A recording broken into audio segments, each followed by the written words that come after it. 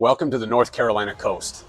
This is one of my favorite places on planet Earth. Hopefully behind me you can see the scene. Not much of a breeze this morning just yet, but you can see the sea oats behind me on the dune. The sun is out. I can hear the birds chirping. This is a magical spot.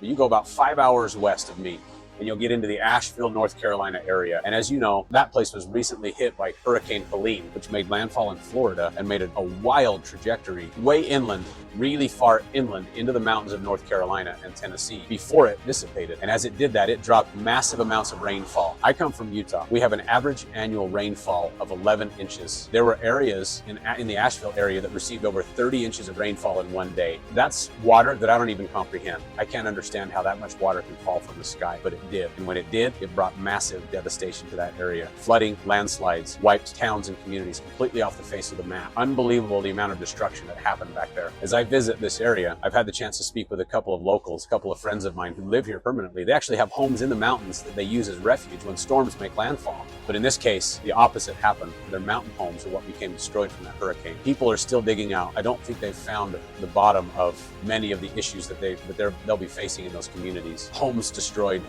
I've seen plenty of coverage of water rushing into homes, mud rushing into homes, dams on the verge of breaking, bridges being washed out, and the loss of life has also been staggering through that home. So you see people around here in this area who are starting to put together plans and strategies. They've still got tools and resources. They were spared from that storm, but they know people there, they love people there, and they're loading up their cars with food and supplies, filling their pockets with money, and heading to the mountains to see what they can do to help. We don't really know what they're gonna see when they get there. They just know they've got capability here, they've got functionality here, and they're gonna go take that and go share that with the people in the mountains. As I was speaking with a close friend here the other day, he's one of those, got a car full of supplies, had a plan to head out. This is a guy that knows the area. He's been around that area. He grew up in that area. He's got family that lives in the area. He's had very short messages come through about the status of things that are happening in that area. And although he doesn't know everything about what he's about to see, he put his talents and skills to practice, loaded up his car, and he and his wife head out tomorrow morning to go see what they can do. As I thought about that, so first and foremost, the people of Western North Carolina have been on my mind heavily, especially as we've spent time here on the coast. And I sincerely hope and pray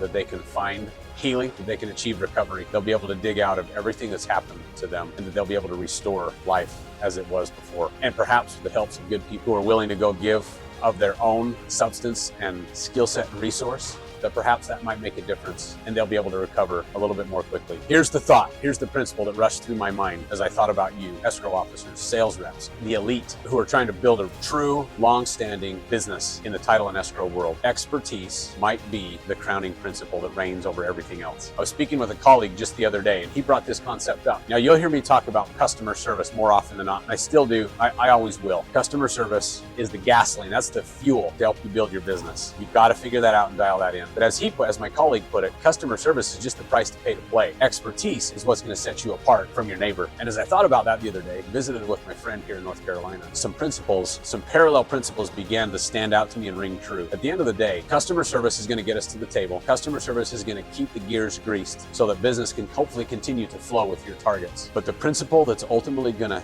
convert that target to a long-term customer is your expertise. Take a second, think about what it is that sets you apart. If you're an escrow officer, it's a little more tricky because it's hard for us to brag about ourselves. We don't want it to come across as bragging. You got to figure out a way to be able to tell your story to your target. What am I capable of, right? Think about maybe one of the biggest deals you've ever closed and some details surrounding that deal. Obviously, these are details you can't share particulars and specifics that would violate privacy or any identifying factors about that deal. We have a responsibility to maintain privacy over what we do. That's paramount. But figure out a way to tell your target about one of the biggest deals you ever closed, what some of the complications were of that deal, the complexities of that deal. What did you have to overcome? How did you overcome it? Tell your story about your capability. Tell your story about your expertise and what you bring to the table. If you're a sales rep, this becomes a whole lot easier. Bring your escrow officer to the meeting and take a minute to tell the story. Do brag about him a little bit, but do it in a very professional, respectful way. You can tell the target about the escrow officer better than the escrow officer can tell the target about themselves. Tell them about what your escrow officer is capable of. Tell them about that deal. Again, no names, no identifying factors, just enough to paint the picture of what your escrow officer is capable of doing.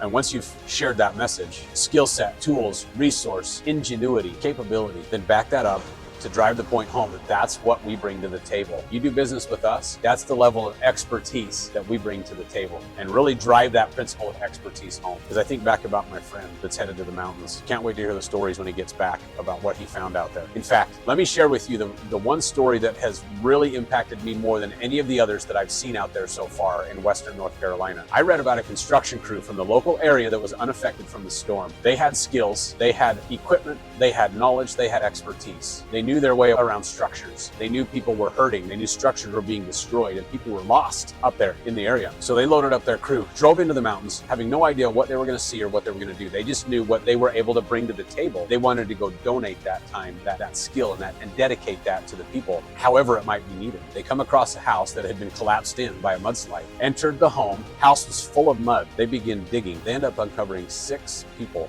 who were buried in the mud, alive still. Save these people's lives, 6 people. I believe that they had been in the mud for a day, full day, maybe 2 at that point. But this crew went in, started digging, and found these people. The picture that I saw with that story was a photograph taken over the shoulders of the construction crew that were frantically digging, and you could just see the face of an individual surrounded by mud, and his face somehow miraculously remained exposed, and he was still alive and breathing, but he was encased in mud, couldn't help himself. And this crew freed him from that mud, and 5 other people in that house and saved their lives. Had they not gone out of their way that day to go help and support and give and provide their expertise to a disastrous situation, I hate to say what might have happened to those 6 people in that home. People are capable of amazing things, as are you and I. If we really put our minds to it, take the opportunity to hone and shape our craft and achieve a high level of expertise, figure out how to talk about that with your targets in a productive and helpful way that's not off-putting or braggadocious. Help them see what you bring to the table, and then when you have that chance to bring it, you got to bring it. Customer service may be the price to pay to play. Expertise is what's going to actually push that customer over the edge and make that decision. I found my new title company.